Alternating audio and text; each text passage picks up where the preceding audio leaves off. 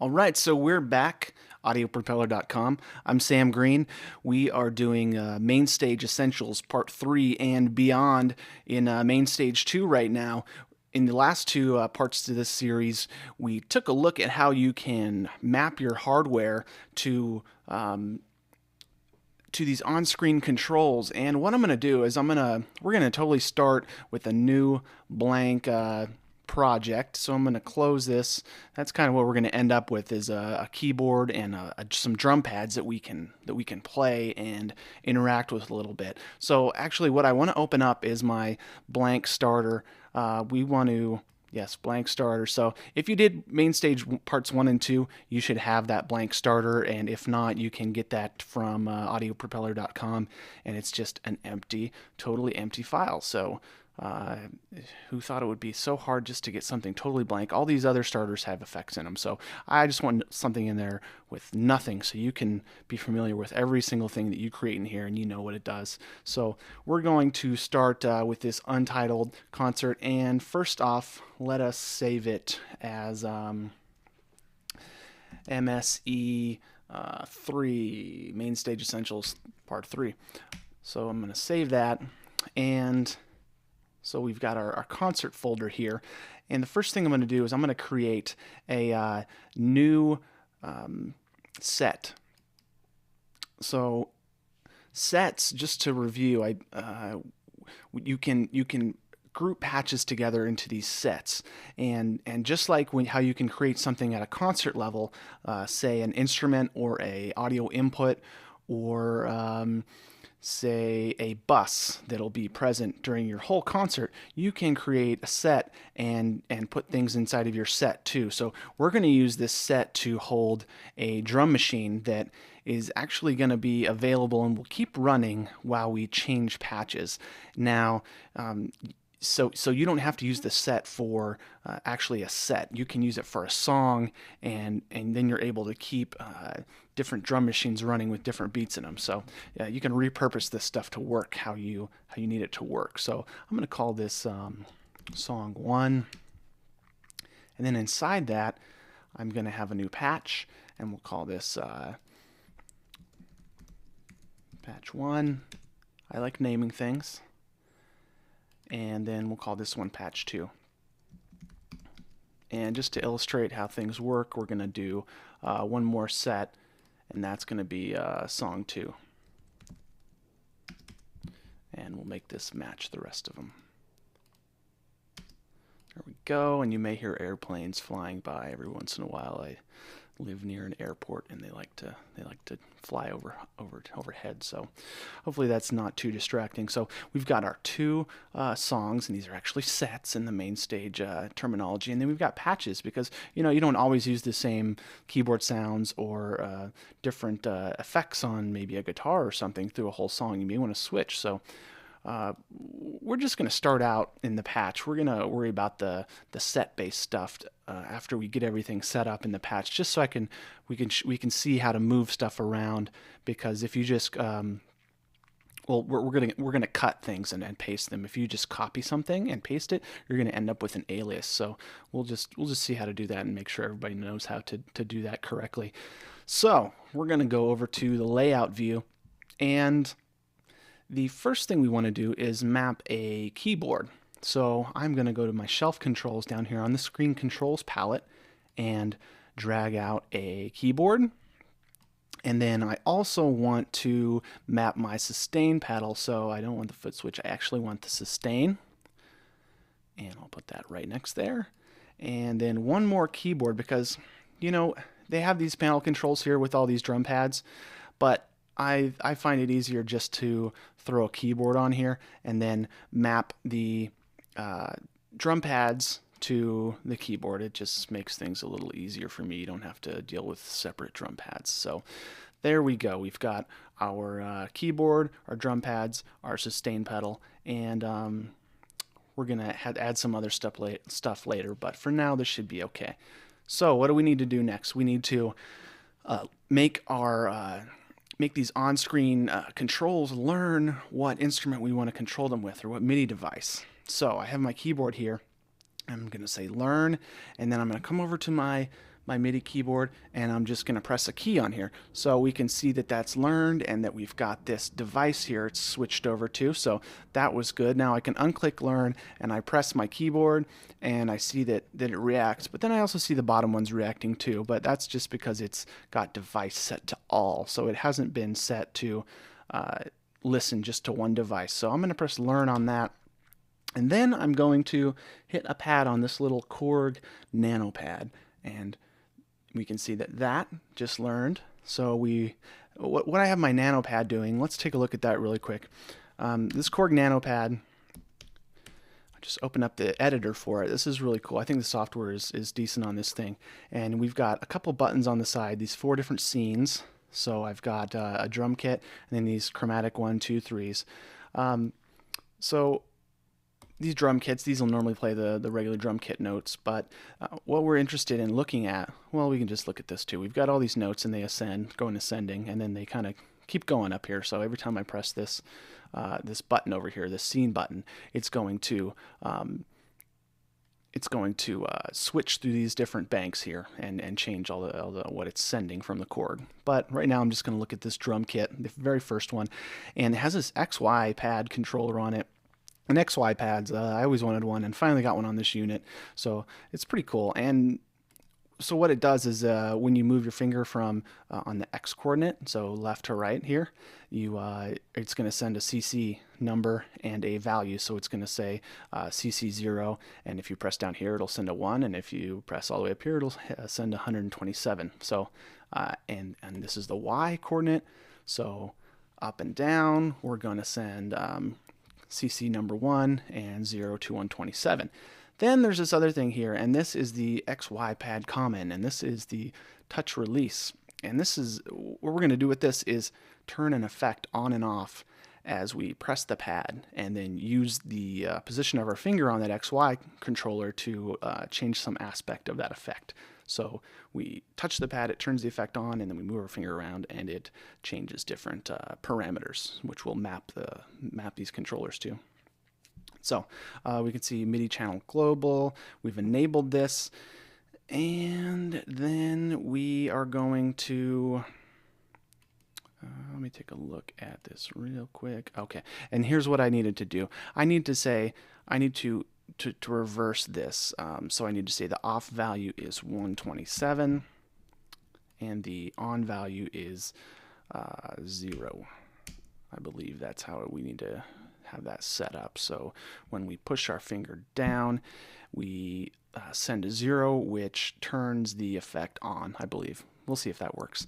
Otherwise, whenever I press the button down, it's going to bypass the effect, and that's not really what we want. So once I do this, I'm going to write the scene set, and you, of course, may not have this unit, so you'll have to figure out how to do this on whatever you have. But I do think this Korg thing, and I haven't messed with the keyboard and the mixer, but this Korg thing is pretty good, and it's like $50 US, so pretty good deal, I think. And I'm not really going to save that because I could just pull it from the device whenever I want it. So again, we have our drum pads here, and what I'm going to do is we're going to map that XY while we're here, and I'm going to take a vertical fader and then a horizontal fader. And then I'm going to have a button for the bypass. So I'm just going to adjust these sizes real quick to make it a little smaller. And actually what I don't need either so big is this guy. So here we are. And this mapping this can be a little bit tricky. So I will go through it carefully and hopefully it all works. So first I'm going to map this XY, and before we get started with this, let me show you one more thing, because this is really good too. It's MIDI Monitor, and it's a program. And right now I have a program that I'm able to launch applications. So I'm just launching things that are in my applications folder there. You can see the path to it there, and that is what's the name of that thing? It is this Quicksilver. So Quicksilver is really cool. So you press a shortcut key, and then you're able to type in the name of your program, hit enter, and then bam, you got it. So here's MIDI Monitor, and let's see what happens when I press my XY oh, I see all this information happening. And then if I hit my keyboard, I can see what's happening. So this is a great way to see what's going on inside your computer with MIDI signals, opposed to trying to look in this little window that GarageBand has. And this is cool because you can see all the history, and in GarageBand you can just see the last message. And as you can see, a whole lot of things just flew by here. So let's look at what did fly by here really quick. It looks like we got control 1, and that sent out a few different values, and then we got this 16, and that's the touch sensitive. So let's see what we can see some more data here. Clear this off, and so you can see when I press that down, this 16 sends a 0. So that's what we're going to be doing the bypass on, and then the other two, the X and the Y, we're going to be mapping to these sliders. So let's try and do that slider first, and I'm going to press learn, and then I'm going to very carefully take my finger and move it down, and I'm going to go right on the edge, and then I'm going to unlearn that, and now not unlearn it, but turn the learn off. So okay, so it looks like it got that pretty well, and then I'm going to try and do the Y. And of course you can, fortunately, do this. You can just pick. Okay, now that I have that toggle on and off, you can see that I need to unpress that learn before I take my finger off of here. Otherwise, the last thing it's going to get is the toggle that's going to be our bypass. So now, let's see what I've got. I've got my X and my Y, and they look to be okay, a little jerky. And then the last thing I need to do is learn. Oh, I don't need to learn that. I need to click on this button and then learn, and then press it, and then I'm going to just let it go, and that should. Okay, so it looks like, I'm not sure how that's going to react. We may have to change the Korg settings. I may have gotten that wrong, but we'll see how that is. It might be right. And what else do I need to map? Let's just make sure that my sustain pedal, I just have a regular sustain pedal down here. I'm going to press that and make sure it moves. And I believe since we dropped out a sustain pedal, it came over set properly for 64. And so that should be good now. So what do we do next? We have everything mapped. We have our keyboard mapped. I don't have any sliders or anything that I'm gonna put on this keyboard because it doesn't have any sliders except for this volume, and I'm not really gonna mess with that right now. We're gonna keep it simple. So we've got our pads over here on the on our drum pad, and let me just expand this to be 88 keys. I'm not sure if this is necessary to used. Well, we'll just go to 127 keys. How about that? So I can see on screen my keys are moving really tiny down there. So let's go over to edit, and I can see that some of these things are already mapped up, and so we're going to get to work on our first patch. So let's do this. Let's say we're going to add a new channel strip, and it's going to be a software instrument, and we're going to use our keyboard to control that thing. There's one of those jets flying over, and we're going to play. What are we going to play? We're going to play at ES2. So what do we got here? And I'm playing with that, and I am not playing anything with the pads. So that's how we want it. And let's make a little change to this ES2. Let's change this to a low pass filter and play it.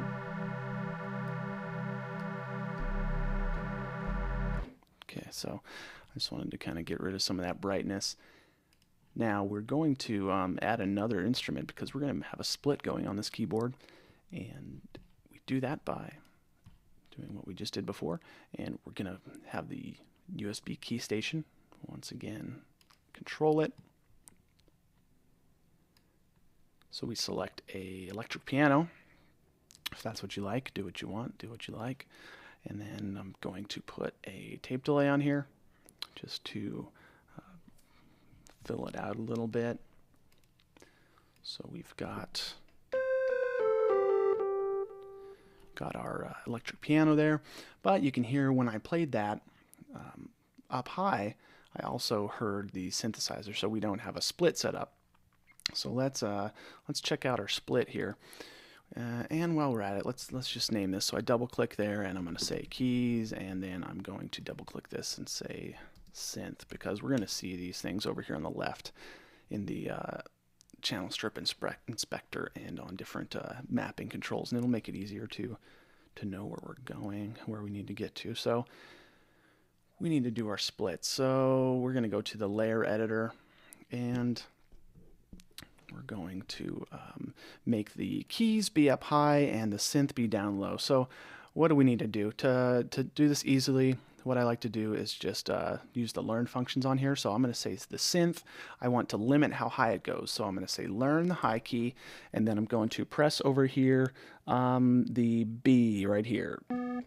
So that learns that, and then I'm going to go up one key with my finger to the C, and I'm going to click on this keys layer, and then I'm going to learn the low key, and now we've got our layers learned here and the splits learned. So we can also let them float a little bit. So if we're playing and we cross over this boundary, then the notes will continue to go. So that's pretty cool. That's actually a really cool feature of that. So let's do the same for the synth's high key and float that up a little bit so we can go. There we go. Okay, so we've got our split done, and we've got our sustain pedal, so we can do things like play some low C notes and then come up here and play.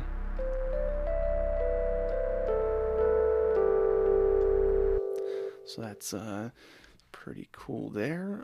What else can we do? We need to get our beats going. So let's add another audio instrument, a software instrument, and it's going to be controlled by the nanopad. So we're going to create that, and then grab an ultra beat, and we'll just keep it stereo for now. If you want to do multi outputs and get crazy with some effects, then you can do that on your own time, advanced people. So we've got a drum machine here, and I'm gonna open up one of these factory settings. I'm gonna do minimal electro kit, I think. Let's just do that. And so we're gonna get into this drum machine a little bit because I think it's really cool, and it's something you should check out if you're playing with this thing. So the other thing we're gonna do also is do our tape delay. Now, like I said, normally I would take this drum machine and put it at the set or the concert level if you wanted to have it available the whole time, if you had different beats in here and things like that. But right now I have it at the patch level, which that means, unfortunately, that after I map these controls to the tape delay, which is what I'm about to do, once I move them up to the set level, I'm going to lose that. So but we can handle that. So let's highlight this control, and this is going to control our bypass for the ultra beat. So like I said, we need to name these things. So I'm going to say beat right there, and then I'm going to click back on here, and now we see beat. We can select that, and then I want to control the tape delay, and then I want to control the bypass. So that should let us. Let me see. Okay, I've got it bypassed, and if I press it, it enables it. Okay?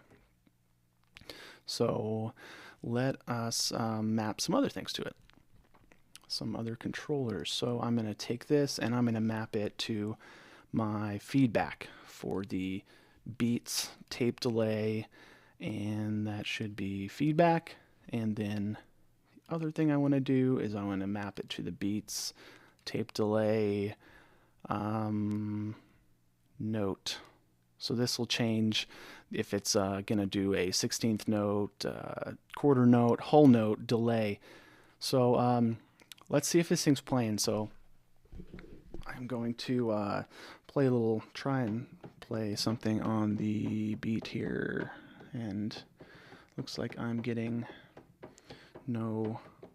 Let me see. There we go. Okay, it looks like I have my octaves are about 1 octave too low on this pad. So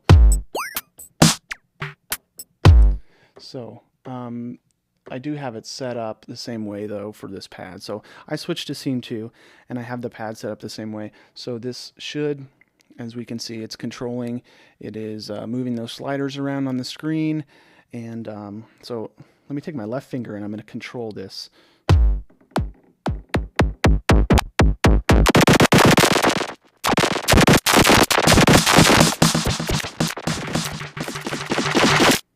So that's kind of neat. You can get some wild effects. Move the feedback up. Okay, so you can really blow out some ears with that. So what I like to do is go into the tape delay and bring the wet down a little bit. And I like to bring the dry up all the way, so these drums are at full volume all the time, except for when we add in some wet. So let's hear that again. Okay, so there we go. Got that all hooked up. Pretty cool little control pad that you could apply that, of course, to any effect, and then you can go through different banks and have those control other things as well. So that's neat. And then while we're at it, let's do another little delay. Let's do loop back. Add a loop back on here, and this will let us just record some keyboard textures. And I'm not going to map this to anything. I'm just going to have this set up. So I'm going to do a little example tune later, and you can see how you can use a few of these different things together. So I'm going to put sync on. That means it syncs up to the clock inside of MainStage, and then I will snap to the bar, which that determines when this is going to turn on and actually start recording. So I can press this record button before the beginning of the next measure, and then boom, it'll start recording. And then I press this again when I want it to stop. So there we go. Loop back's ready to go. And I have my tape delay set up. Now, what else do I want to get set up here? Maybe I want to do some audio. I want to do a guitar. So I'm going to add a audio track, and my guitar is on input 4, I believe. So it looks like it stayed right on there. Move this mic over here. So I'm going to create that. And I have my headphones on, so I really don't care about feedback protection. I don't have my speakers on. And I'm going to label this like a good boy guitar. And then I will add a pedal board because I just love the tape delay on this thing. It's awesome. And I'm going to sync it, and I'm going to say time is going to be maybe a quarter note. Where's my quarter note? There we go. And I'm going to change the mix up a bit, and feedback's looking good, and then dirt, and I like the flutter too. So there we go. There's a little delay, and you can hear it now on the guitar microphone. So let me grab the guitar. And I will just make sure we're getting a good sound here.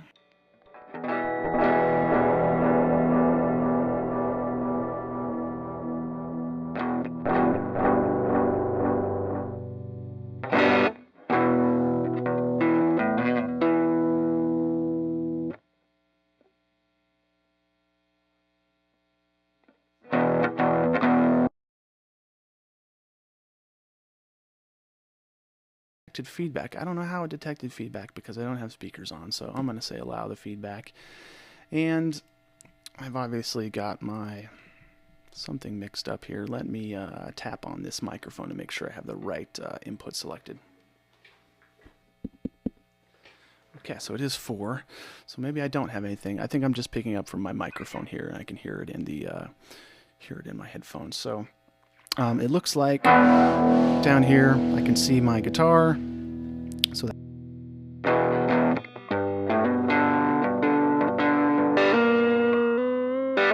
can't play. play, but hopefully you can. So what else can we do here? We've got a guitar. You would do the same thing if you wanted your vocal set up. So another microphone, and you could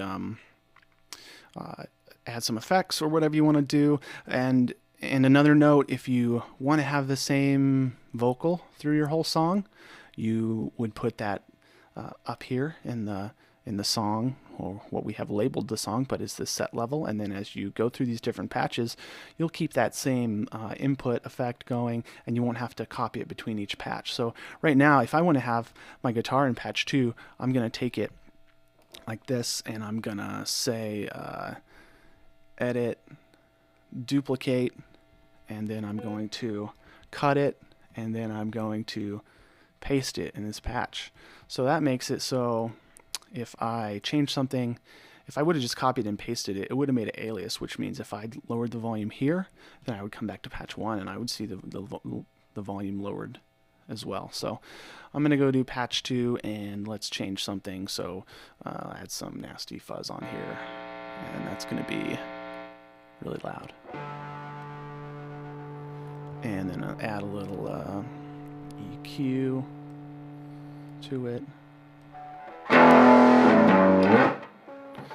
Okay, so we've got that there. So now when I change, I've got my delay is off because I have the mix all the way down. There we go. Turn it up.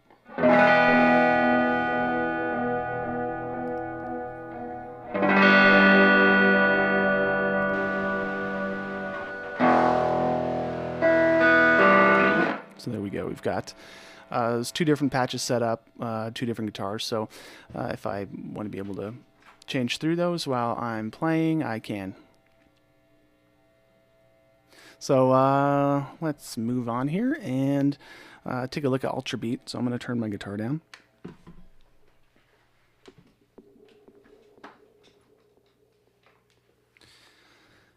So we're going to see how we can use Ultra Beat. So instead of just playing on these pads,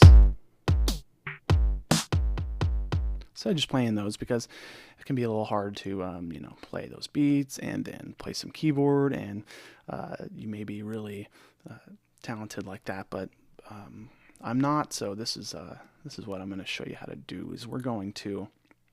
What I'm actually going to do is I'm going to switch down to scene 1 on this nano pad, and this is going to play some really low notes. So I can see what's being played. I'll just look here in this MIDI window here. So I'm going to hit that, and I can see, well, if I take my pointer off there, I can see C0 I'm playing with the first one. Second one is C#0.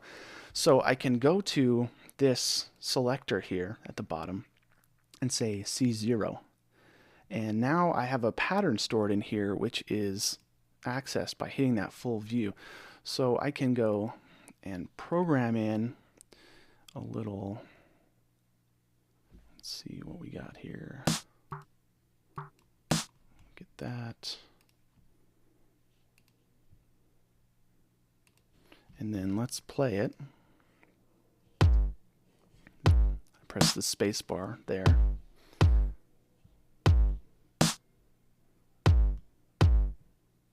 So let me add another tat, and boom, and tat there, and just really, really basic beat.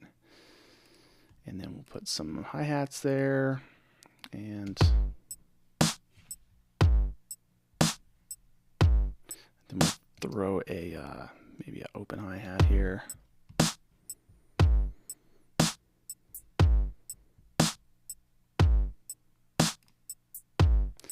Okay, so we have this beat here, and we can play that by turning pattern mode on, and then that is annoying me. I've got my tape delay still there on my guitar, so I'm gonna mute the guitar for now. There we go. And so I've got this toggle set, and this lets me toggle between different patterns that I have stored. So let me copy this pattern and we're going to go to C#0, which we said our second pad plays, and then I'm going to paste my pattern in there, and then I'm going to make some changes to it just so you can hear the difference. What is that? Tough snare, I don't know. So let's listen back to this.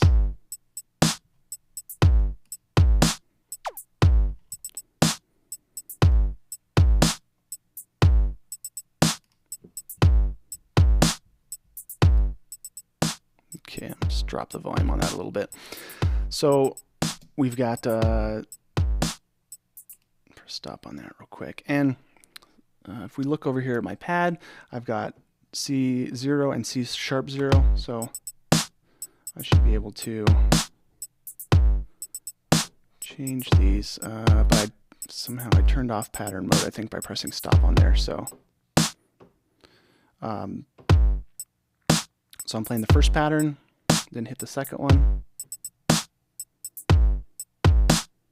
And I can switch back and forth really quickly, so I can go pattern 1, pattern 2, 1. But then the other thing you noticed, if I hit one, the same pad twice in a row, then I stopped it. So you really have to be careful of that once you're going wild on stage. You don't want to stop your beat. So I just hit spacebar there, and that re-triggered it, and then spacebar again stopped it. So that's interesting too. So what else do we have in this Ultra Beat? Let's do one more copy and go to D, and then paste that in there, and then I'm going to add a little bit more. What do we got up here? I like that little clicky thing. It's the synth blip high. So let's put in some rapid things here and hear how that sounds.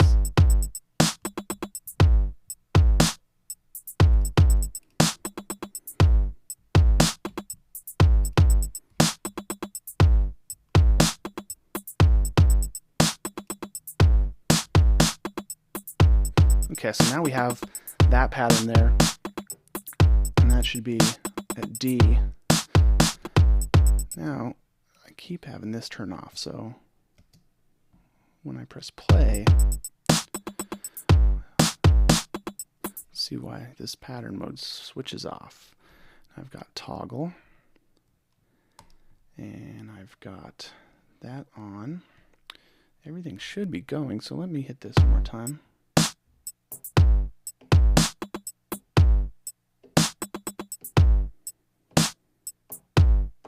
Okay, so to stop it, you just got to hit the pad again. So I think let's see what I've been doing. I hit the space bar. Okay, seems like it's staying on now. Seemed like that pattern mode button went off. I don't know how I did that. I'll have to go back and watch and see what exactly I did to turn that off. So you got to make sure pattern mode's on. You want it to be in toggle if you want it to be able to switch in between patterns mid pattern. Otherwise, toggle on step 1 is going to change it to the next pattern. Well, when this location indicator gets back around to the beginning of the pattern, and then you got one-shot trigger where you can just play it as long as you're well, sustain is as long as you're holding it down. Then one-shot trigger plays the pattern one time. So those should all be kind of common concepts, I think. So we've got a couple patterns in here, and let's take it just a little bit farther, editing this, and this is pretty cool too. So let's check out our pattern in D, and then we're going to go to full view, and we're going to let this play back a bit. So play that. And what I'm going to do here is I'm going to turn this down just a little bit so you can hear me, or so I can think better, a little more clearly. So I'm going to click on the synth blip highs, and I can modulate any of these controls that are in yellow while this thing is playing. I can see notes are being played here, and then I can change, say, the pitch of something. So we can see, if we turn this back on, we can see that this is an active sound generator here, and that's what's making this sound here. So if I change that, I can hear a change in the pitch. So if I go here to step and then I come and what I have to do, I have to change this, I guess, here. There we go. Then I'm able to drag. And you can hear that moves in real time. So that's pretty cool because you can add some more movement to your drum beats. And I can like change the EQ. I can do interesting things with the cutoff and the resonance. So I can like do a sweep coming like this. Hopefully it won't blow out anybody's ears here with the resonance. But you know, you can just play around. Eventually you'll get to know what's actually going on inside of here, because this is a pretty complicated drum machine, this Ultra Beat. It's got sound generators, it's got sample playback, and it's got some EQ and a filter section, and there's a lot you can do. And then the envelope too is really cool. Let's just do something with the envelope real quick, because this it might sound cool with this synth blip. So let's do that. Let's say, whoops, I didn't want to do that. I just wanted to, hopefully that, just wanted to play back. Okay. So I'm going to tweak this envelope a little bit. So you can hear that was longer right there. So I can do that here as well. I don't like that first one. We'll do the first.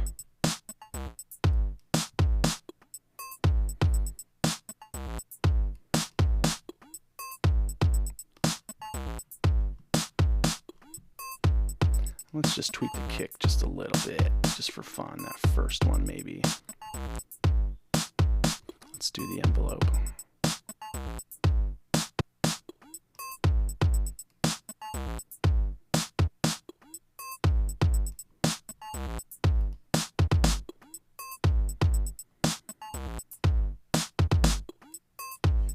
There we go. So we've got a couple things moving there. And then you could come over and mess with this hi-hat. You could change the pitch of that, and get all kinds of stuff moving around.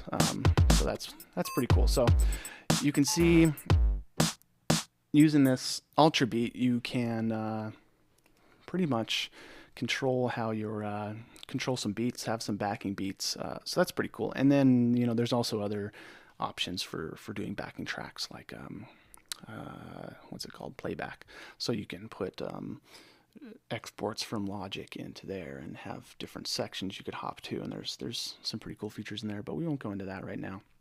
So you can see, I think, how you would set up a split from a keyboard, and you can get some beats going on your drum pads and then a guitar, and you can really kind of build up some of your own sounds all by yourself, or you can become like a deadly weapon with the band. You can create so many sounds and get layers going, and just really be just have an awesome array of sounds at your fingertips from your computer. And it's a little more complicated to set up during a show, plugging a keyboard in to a computer, I guess, although it is a little lighter than some of those huge workstations. But it is really easy to change stuff like this during practices and make changes quickly if you know what you're doing. And if you set everything up yourself like this, then you know what's going on. You're not having to hack through some MainStage pre-made thing. So let's add just a couple other little things to kind of fill out our interface. We're going to check out a parameter text, and then normally you'd see like a patch selector in here, so we'll just drag this out. And this isn't pretty. I'm not making it all nice. There's a lot of different options for if you want to make things look nicer, and you can put wood panels on things and all that stuff. So we won't get into that.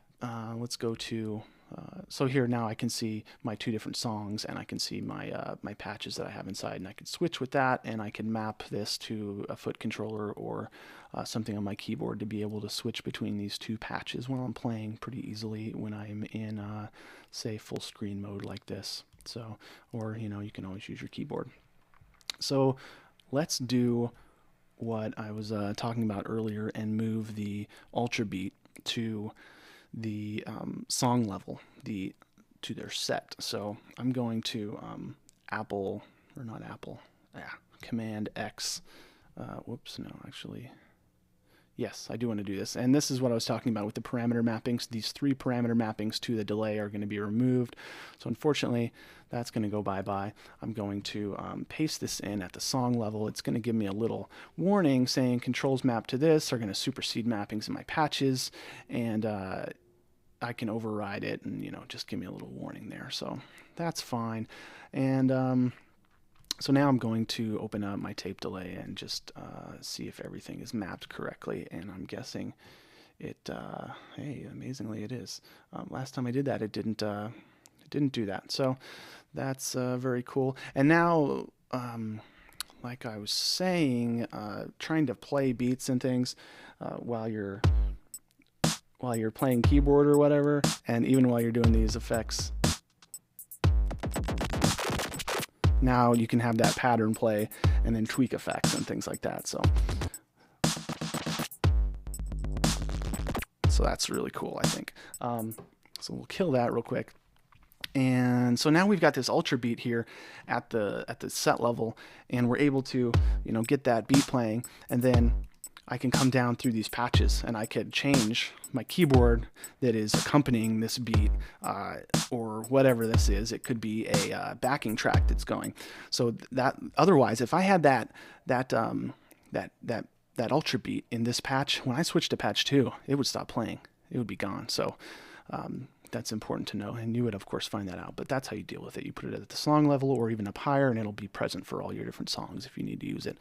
But putting it in the song is cool because you can have different ultra beats with different patterns and different sounds, and you don't have to go in there and change stuff during a show, which would be the other option to change your ultra beat settings. And I'm not even sure you can map that. Like if we went here and said the mappings for ultra beat, can I say next? I can see preset name, but can I say next preset? I'm not sure. I don't see it there. Maybe it's possible and I'm just not seeing it, but let's go back to tape delay and do the bypass, and we're back to how we just were. So right here and how I am, I'm kind of set up for a little bit of a performance, and I have no idea what I would play right now, but I was messing around earlier with the sustain pedal and with the loop back on my piano. So let's just see how you can use all these things together. So let's say I'm going to start out my ultra beat playing.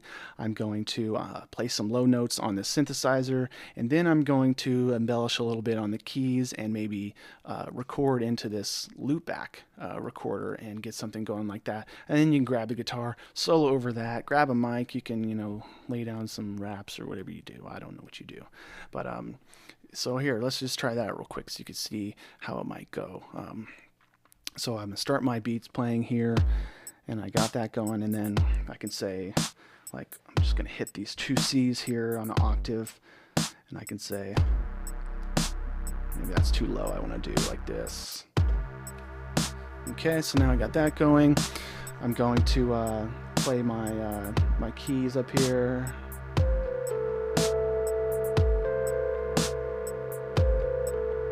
And then I'm going to start up loop back.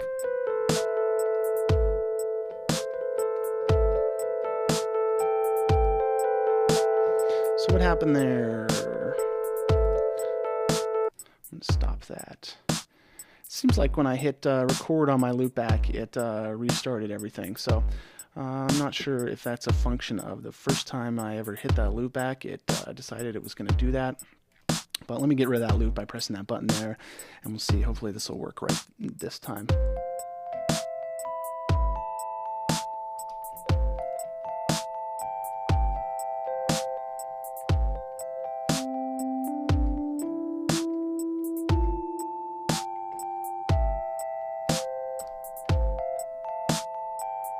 Okay, so that's not the best performance there, but we'll just stick with it for the sake of time, and we'll say get that sustain going again, and then I can drop some effects, and then change my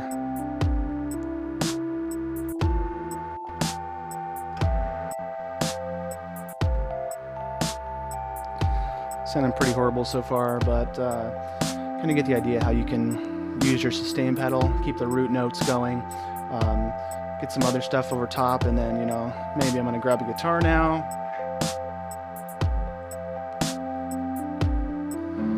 And then my pick here, and then I could play some guitar, you know, turn it up.